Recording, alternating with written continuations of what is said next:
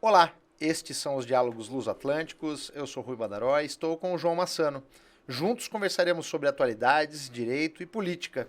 E hoje, um Diálogos Luso-Atlânticos especial, tal qual fizemos no primeiro semestre deste ano, quando juntos gravamos de Lisboa.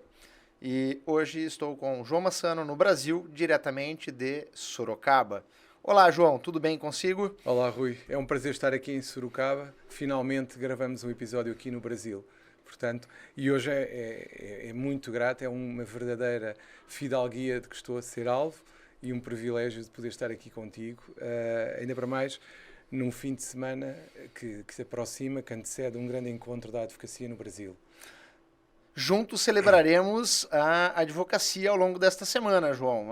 Chegaste ao Brasil recentemente, já com uma série de atividades em Sorocaba, também em São Paulo, e, como bem disse, participaremos ou participamos da Conferência Nacional da Advocacia, que terá vez, ou já teve vez, em Belo Horizonte, né, capital do estado de Minas Gerais. Espero que seja uma boa recepção para ti no Brasil e possamos repetir esses programas dos Diálogos Luso-Atlânticos de forma presencial. Sim, será um gosto para todos, até porque este espaço foi sempre um espaço de lusofonia e, de facto, temos que contribuir para que a nossa língua seja o verdadeiro tesouro que é, porque, de facto, temos muita gente a falar português e, por vezes, esquecemos disso. Mas passando agora à atualidade, porque é isso que estamos aqui hoje, considerando o que apareceu na Argentina, eu diria que em Portugal pouco se sabe do que aconteceu, excepto que de repente apareceu nos noticiários alguém que foi eleito que o que se falava mais era o cabelo do futuro presidente da Argentina. Qual é a perspectiva que tu, enquanto brasileiro, tens desta situação e as implicações que tem para o Brasil esta ascensão da extrema-direita também na Argentina? João, bem colocaste a ascensão da extrema-direita, mas eram favas contadas, porque a Argentina vive uma crise político-econômica há praticamente mais de uma década. E justamente por viver essa crise político-econômica é que o povo argentino decidiu, de certa maneira, dar vez ao senhor Javier Milei, ao professor Javier Milei, ao economista Javier Milei, para governar o país.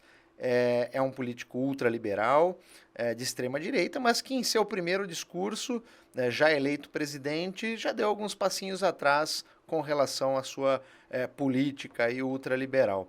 De qualquer sorte, como o Brasil vê a eleição de Javier Milei?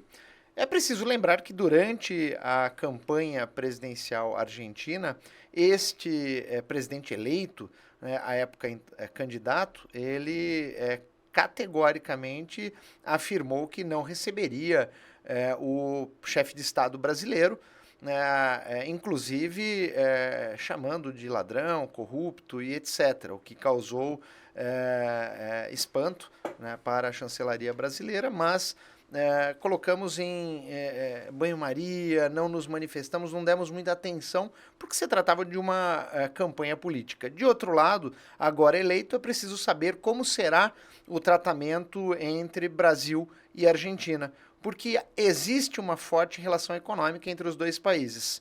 O busilis é descobrir se o presidente eleito, Javier Milei, conseguirá efetivamente levar a termo a sua proposta de que a Argentina é o fim da decadência da Argentina, de que a Argentina conseguirá se reerguer nos próximos 2 anos, até mesmo porque no dia seguinte à eleição o dólar teve uma alta estratosférica e a inflação, por conseguinte, também.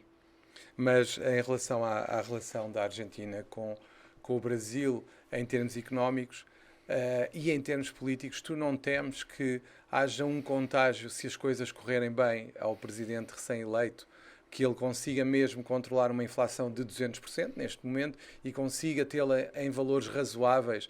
Não temes que isso possa ser algo que incentiva a extrema-direita também aqui no Brasil? João, tenho certeza disso. Se porventura este presidente conseguir levar a termo, como disse há pouco, as suas propostas e obtiver sucesso nelas, é óbvio que isso vai Contaminar é uma palavra muito forte, mas é óbvio que isso vai influenciar, sim, a política brasileira e de toda a América do Sul.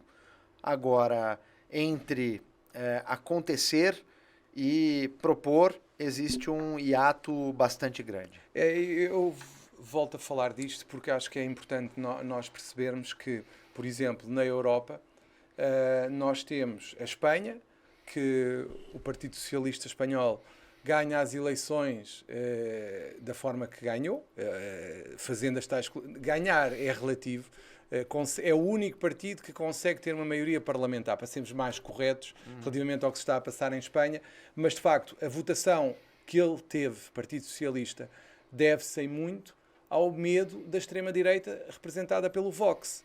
A questão que eu te coloco é: isto é um argumento político que tem vindo a ser utilizado na Europa e que também tenho a certeza que vai ser utilizado em Portugal nas próximas eleições, inclusivamente pelo partido que atualmente está no governo e que está a mudar de líder, mas já se percebeu que vão voltar a dizer: cuidado que vem aí a extrema-direita se vocês não votarem em nós.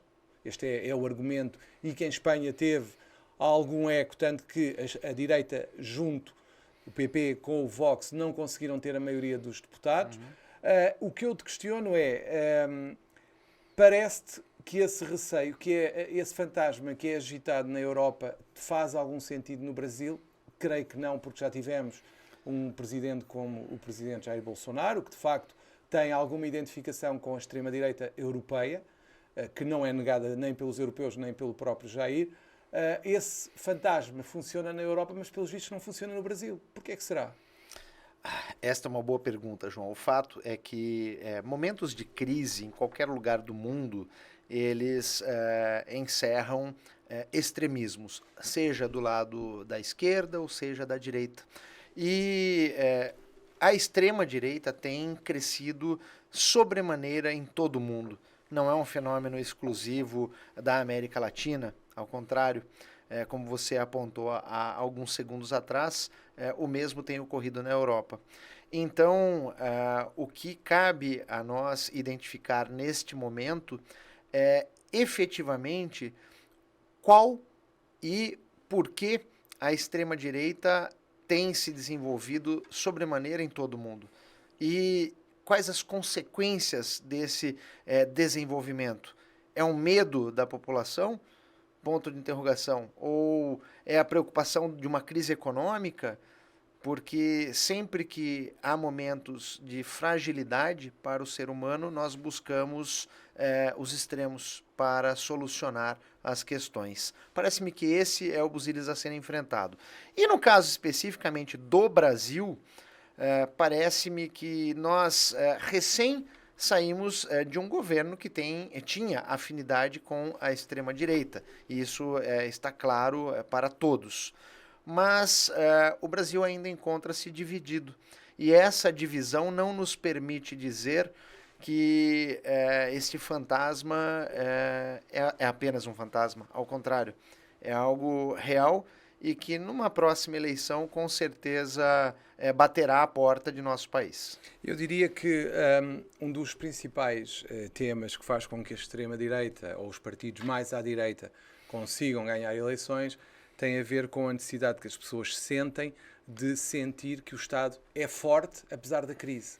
Ou seja, nós em Portugal, por exemplo, tivemos, na altura do Estado Novo e da Primeira República, o que conduziu ao Estado Novo foi a fragmentação e a fragilidade dos partidos e a corrupção que também aconteceu. Sim. Portanto, eu diria que isto é cíclico e repete-se sempre, e as pessoas, quando passam de uma situação de grande confusão, de grande confusão política, de fragilidade política, parece que procuram uma figura paternal, autoritária, que imponha ou que lhes dê a segurança que eles acham que necessitam e que pensam que essas figuras lhes vão trazer.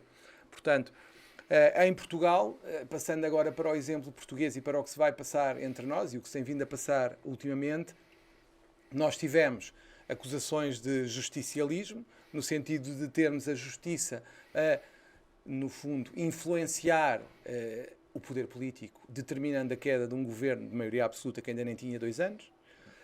Tivemos, por força desta crise política, uma vez que o governador do Banco de Portugal foi convidado, ou terá sido convidado, para ser Primeiro-Ministro numa solução a seguir à admissão do Primeiro-Ministro António Costa, afetou-se também o Banco de Portugal, uma das instituições mais importantes em Portugal. Depois, com a forma como tudo se passou em termos judiciais, estamos a ter um Ministério Público questionado e em crise. Porquê? Porque, entre outras coisas, tivemos alguém que esteve detido provisoriamente, entre aspas, por 6 dias, para vir a ser libertado sem qualquer indício do que quer que fosse, mas a pessoa esteve 6 dias. E, entretanto, o que nós assistimos em Portugal foi uma condenação do Ministério Público. E esta descredibilização do Ministério Público deve ser, no fundo, um equilibrador em termos de justiça, porque, no fundo, é quem persegue os criminosos, e aqui é entre aspas, quando essa entidade que deveria perseguir criminosos persegue inocentes, as pessoas começam a questionar-se se podemos confiar no Ministério Público. E esta semana, em Portugal, um dos temas foi precisamente a questão de termos alguém da própria magistratura do Ministério Público a questionar o que aconteceu nesta investigação e o que levou a esta detenção, levando inclusivamente a defender que o Ministério Público passe a ter uma maior hierarquização no sentido de haver uma coordenação que, em situações graves, extremas, em que pode haver erros graves que sejam visíveis a quem tem mais experiência, por exemplo, se impeça que o Ministério Público seja, perdão a expressão, enxovalhado na praça pública, como está a acontecer em Portugal neste momento. E, inclusivamente, discute-se que modelo do Ministério Público queremos para o futuro. Se queremos um Ministério Público em que cada procurador tem a autonomia suficiente e a independência suficientes para poder determinar detenções como estas que aconteceram há pouco tempo, levando a que algumas situações não estejam devidamente acauteladas, até porque em Portugal há um pouco aquele abuso de se deter pessoas para interrogatório, quando, se calhar, a maior parte das pessoas que se vai conhecendo mediaticamente, nomeadamente estes que estiveram na operação Influencer, se calhar, se tivessem sido notificados, iriam prestar declarações voluntariamente e como se viu, não ficaram em prisão preventiva. O juiz de instrução criminal não determinou a prisão preventiva de ninguém, apesar de ter sido pedida. Portanto, queremos esta independência, esta autonomia em que cada procurador é um centro de poder, ou queremos uma estrutura em que, de facto, haja alguma coordenação e algum controle daqueles atos que podem ser manifestamente não justificados. E é isto que se está a discutir em Portugal neste momento. Tá, esta é a discussão, João. Agora, diga para mim o seguinte, é possível afirmar que o MP português agiu de forma midiática nesta operação? Eu não gostaria de fazer essa classificação, até porque não tenho os elementos todos e acho isso muito arriscado. Agora, o que eu defendo é que o Ministério Público tem que ser credível, tem que ser forte, tem que ser um Ministério Público que se afirme pela sua qualidade, que é para mim o mais importante no meio disto tudo. Eu não quero um Ministério Público fraco. Agora, eu acho que temos que exigir que haja consciência e bom senso em quem conduz este tipo de investigações. Eu não concordo que se detenha e se continue a deter abusivamente pessoas só para prestar declarações quando ainda não se tem na investigação indícios suficientes para determinar algo mais. Acho que temos que ter parcimónia, temos que ter muito cuidado, porque cada vez que se detém alguém preventivamente é uma marca de vergonha que se impõe à pessoa detida. Para o resto da vida. Para o resto da vida, por mais que a pessoa seja ilibada em tribunal. Sim. E acho que temos que pensar muito bem, e quem faz e quem determina estas situações tem que estar muito consciente do que provoca. E eu não quero acreditar que haja vinganças, não quero acreditar nisso, mas que pelo menos as pessoas tenham consciência e haja alguma forma de evitar que estas situações se repitam, porque infelizmente já são mais do que aquelas que deveriam ser. Uma só já era muita. Ou seja, nós temos um dilema moral, João. De Sim. um lado, é óbvio, e eu também quero uma instituição forte, no caso um Ministério Público forte, credível, né, e que tenha a confiança da população e das outras instituições para que possa atuar de maneira idônea, de maneira livre, né, dentro de suas atribuições. E, de outro lado, nós precisamos de uma instituição que considere o aspecto moral daquele que será acusado por ele. Porque se isso não for considerado e as acusações ocorrerem a Deus dará, de qualquer jeito, sem as necessárias considerações sobre o caso, isso poderá levar a uma marca indelével a essa pessoa. É isso. E há outra coisa que eu queria salientar aqui, que é em Portugal, e foi algo que eu também já referi várias vezes, fala-se muito da corrupção, do combate à corrupção, mas só quando acontecem estes casos. Porque depois, o que nós assistimos é que nós queremos que haja um combate eficaz à corrupção, mas quando vemos os programas dos partidos políticos, antes das eleições, o destaque que é dado à justiça em geral é nulo, praticamente nulo. O investimento não existe, é irrelevante, e a corrupção, quando se fala, é por fórmulas genéricas e gongóricas, em vez de se falar em medidas concretas de combate e de dar meios para que, efetivamente, as investigações possam ser conduzidas da forma mais rápida e mais eficaz. Não sei se o tema aqui é falta de meios, não sei. Agora, pelo menos deveria haver um sinal do poder político e dos partidos que concorrem às eleições de que a justiça, ao lado da saúde e da educação, é um direito constitucional estrutural e basilar de um Estado de Direito democrático e não ser tratado como um direito de segunda, que isto é a maior crítica que eu faço, todos batemos no peito, isto é uma vergonha, mas depois, quando é a hora de dizer vamos lá fazer coisas na justiça, ninguém se lembra de nada. Para mim, João, e já em guisa de conclusão, entendo que a cada dia que passa, o ser humano, para mim, tem memória curta.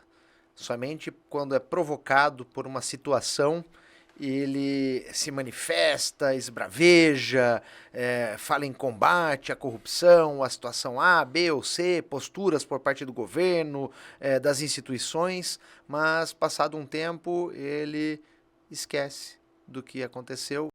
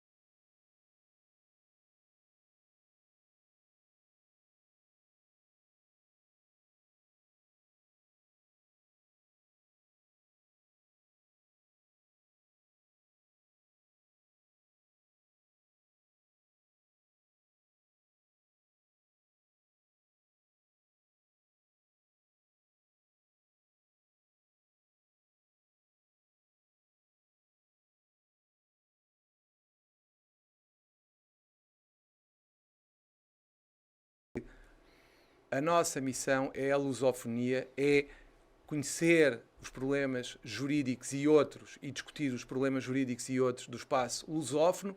Temos connosco e teremos connosco o Dr. Manuel Mbangui sempre que ele tenha disponibilidade para tal, porque a língua portuguesa é a nossa pátria e é o nosso maior património comum e que tem que ser salvaguardado e compreendido como tal, quer em Portugal, quer no Brasil, quer em Angola, quer em qualquer outro país lusófono. Por isso, continuem a seguir-nos, enviem-nos as vossas sugestões sempre que entenderem pelas redes sociais, que faremos os possíveis para as debater aqui. Até uma próxima oportunidade. Foi um gosto. Muito obrigado.